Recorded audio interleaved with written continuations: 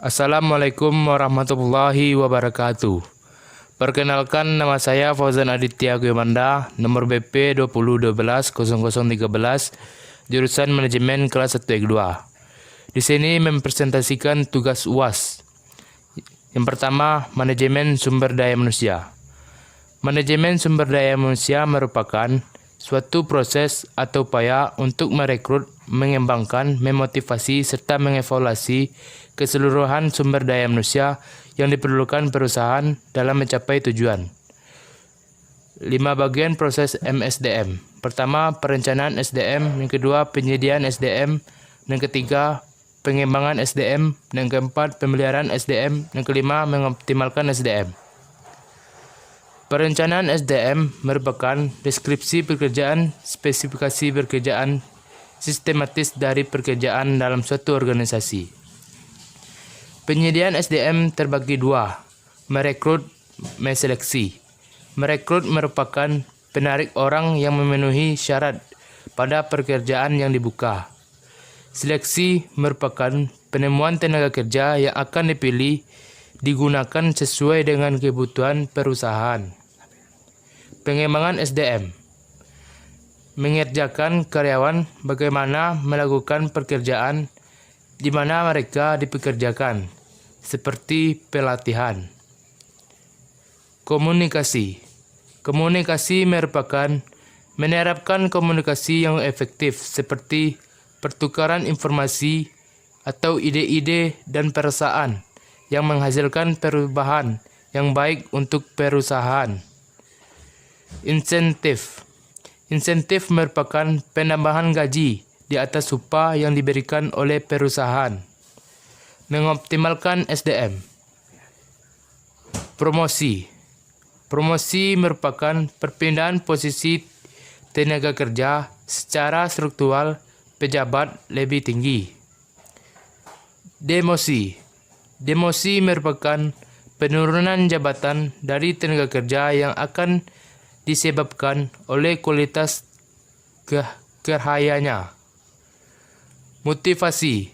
Motivasi merupakan pemindahan dari posisi yang baru dengan kedudukan tanggung jawab yang sama.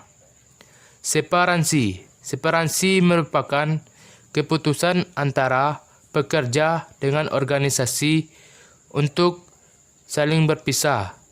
Contohnya PHK. Pemasaran. Pemasaran merupakan kegiatan yang dilakukan oleh perusahaan untuk dipromosikan suatu produk atau layanan di perusahaan. 7 komponen pemasaran atau 7P. Produk, kedua price atau harga, yang ketiga place atau tempat, yang keempat promotion atau promosi, yang kelima people atau orang, yang keenam proses, yang ketujuh physical evidence, bukti barang. Produksi dan operasi. Produksi operasi merupakan suatu sistem yang bisa mengubah masukan sumber daya secara efektif dari efisien sehingga menghasilkan barang atau jasa dengan biaya optimum untuk meningkatkan laba perusahaan. Proses produksi ada 3. Yang pertama input, yang kedua proses, yang ketiga output. Kita masuk ke judul baru, Sistem Informasi Manajemen. Sistem Informasi Manajemen merupakan seperangkat prosedur gabungan yang mengumpulkan dan menghasilkan data yang ada, relevan, dan terorganisir dengan baik yang mendukung proses pengambilan keputusan suatu organisasi. Kita masuk judul baru, Fungsi Akuntansi dan Analisis Keuangan. Fungsi akuntansi yang pertama. Fungsi akuntansi menyediakan informasi keuangan suatu perusahaan atau organisasi untuk menilai kualitas kinerja dan perubahan seperti apa yang terjadi. Analisis keuangan untuk menilai kelangsungan usaha, stabilitas, profitabilitas dari suatu usaha, subusaha atau proyek. Guna laporan keuangan terdapat 4 bagian.